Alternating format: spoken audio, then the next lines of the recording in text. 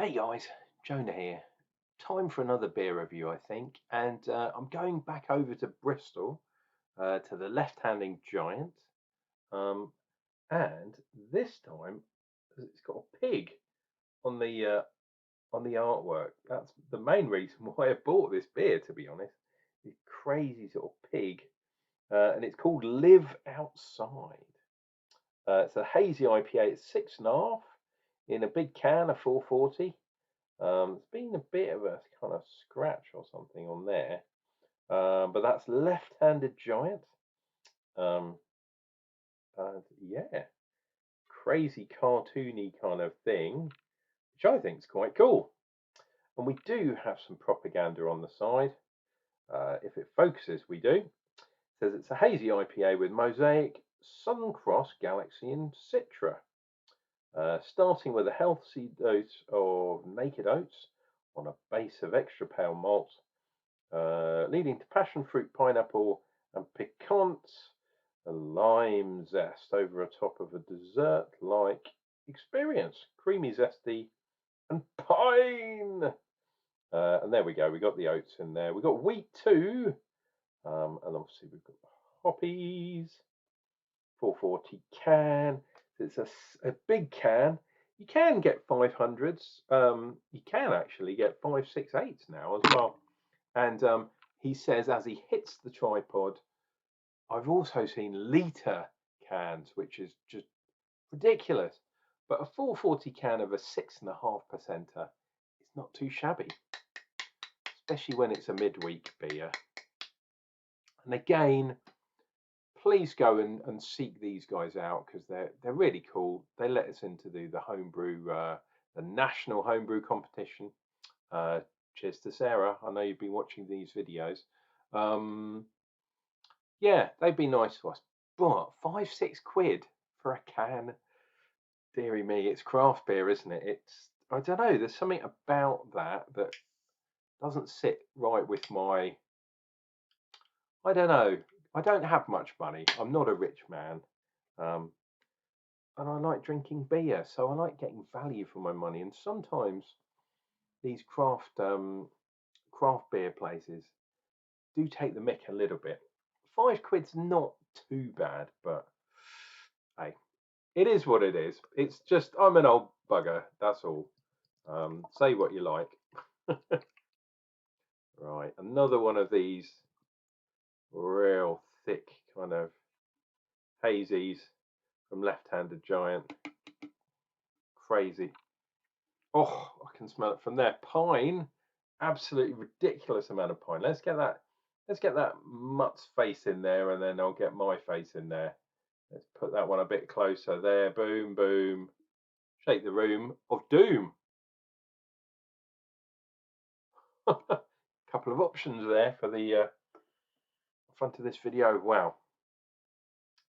Sometimes hazies do have that kind of. I'm pretty sure it's the Citra kind of thing, but hazies especially come through on the nose. Hmm. Bit of tropicalness there. I think I'm getting the lime, the lemony kind of citrus too, but I'm definitely getting that green citra hedgerow. You know this thing's going to be a bad boy. But I said that one about the last beer I had from these guys, and I'm still recovering. It blew my mind. Um, so grain bill probably very similar. I think they use quite similar grain bill. The head has basically disappeared, but they do that on these beers that are really heavily laden in alpha acids and hop oils of all types. Really, it does do something to the head that doesn't hang around for that long. And the fact that it's quite a strong brew as well. We shall see what we get, but I have high hopes. We've got oats, we've got wheat in there too. Are we going to get any tide lines? You know what? I think we damn are. If you want to help out the channel, and of course you do, I'm entertaining you right now, dear viewer. Why don't you click like? Do it now before I start drinking this beer. And if you think you want to join the madness, why not click subscribe and all that kind of stuff? Helps me out. as does clicking the like button, as does leaving a comment. So if you really want to do something for my channel, why don't you do all three? Come on. Right, let's dive into this bad boy. Oh, et Spiritus Sancti.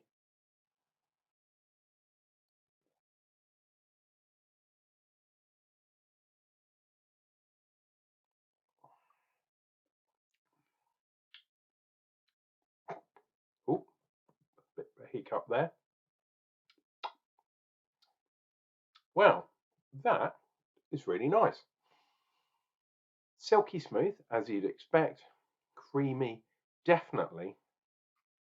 It's not that kind of herbal thing that I was getting from that other beer. But why would it be? It's got a totally different hops in there. The Citra thing is in there, but not as strong as I thought it was going to be, which is really interesting. Um, nicely molded together.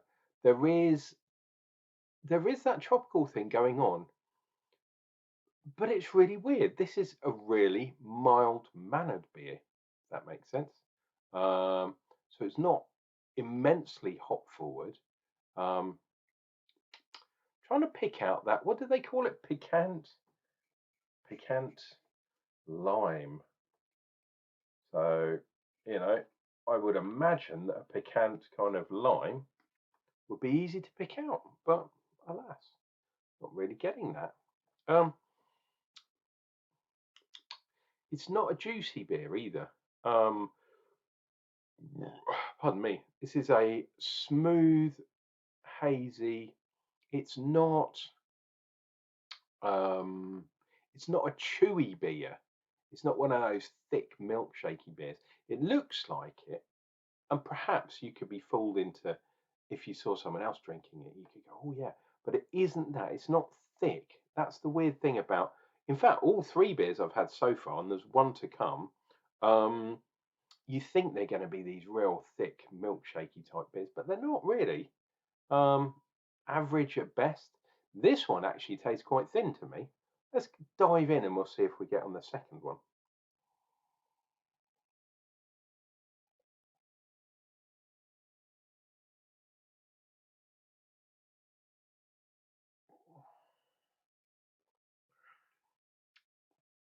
Okay, so this time the greenery is there, but I can see what they mean by the kind of lemony limey thing. But it's quite up front. It's kind of part of the initial kind of hop bite. And this isn't a really hoppy beer by any means. I mean, it is hoppy, don't get me wrong, but it's not hoppy in the way that West Coast style beers used to be. They'd literally jump out and slap you around, and you'd be like, whoa, my God. Because the new style hazy beers, now this is Unclejona's theory, which has been building for a while and probably will change by the next beer. But the new style hazies are reliant on that kind of pinch of wheat and oats in there to give it that creaminess and stuff. But as a result, they kind of meld together in a different way that a purely malted barley beer would.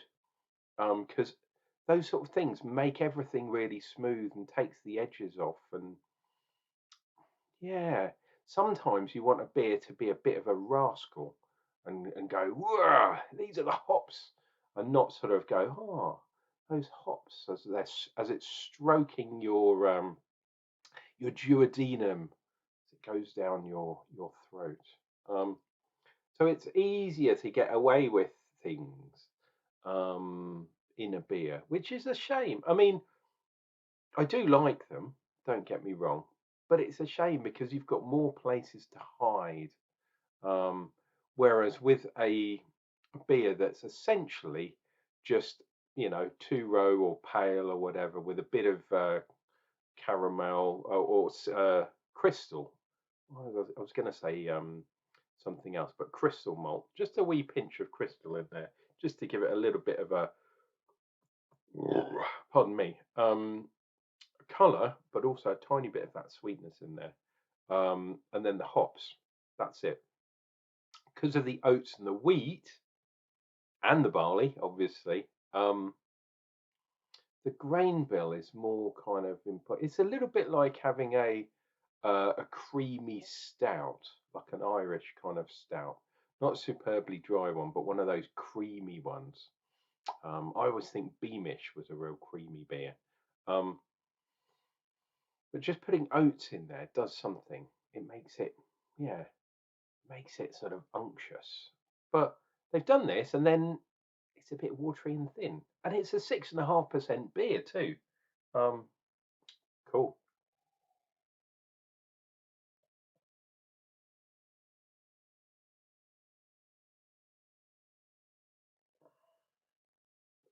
Ooh,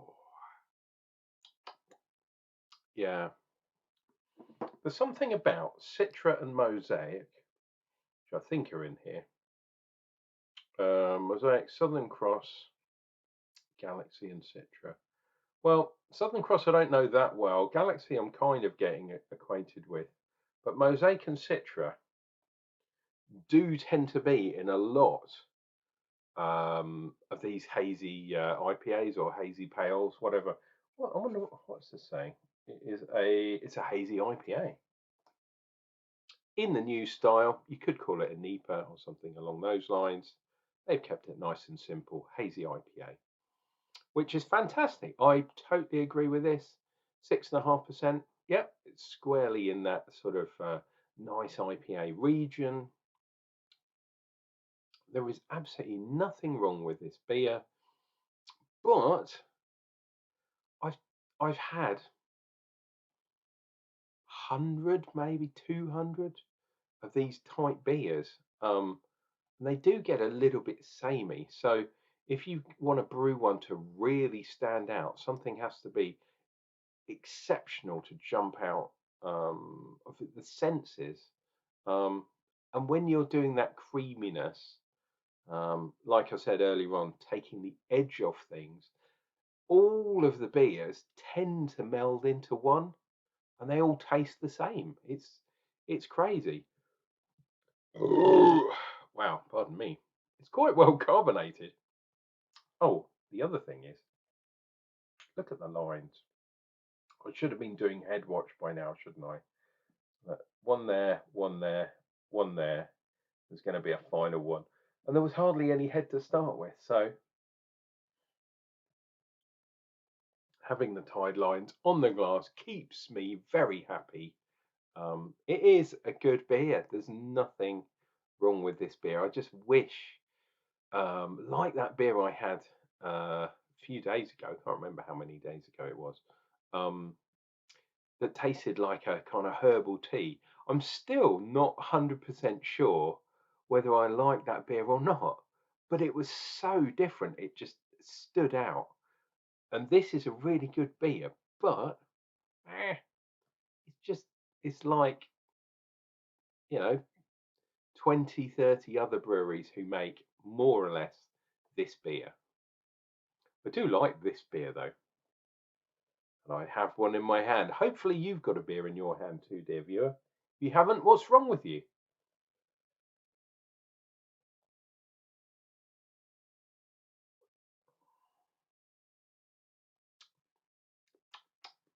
Maybe I'm being too mean, but it just doesn't. It doesn't jump out at me. It doesn't grab my balls. Do you know what I mean? I do like the artwork though. Let's have a look at that again.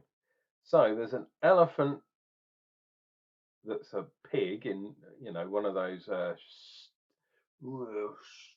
stout-faced pigs with some blue dude who is the left-handed giant, I believe, with a kind of apple tree or something in the back of his thing. But then the other half of the can, near enough, is just like a desert scene. I tell you what I like though. I like the way that cloud kind of, it looks like it continues. Not quite so here, but that is really good. Whoever designed the label, they knew what they were doing. Dear viewer, it's time for me to say all those things that I usually say at the end of this video and leave you to your own devices and hopefully drinking beer wherever you may be. 'Tis Uncle Jonah here. I will be back with another beer review real soon.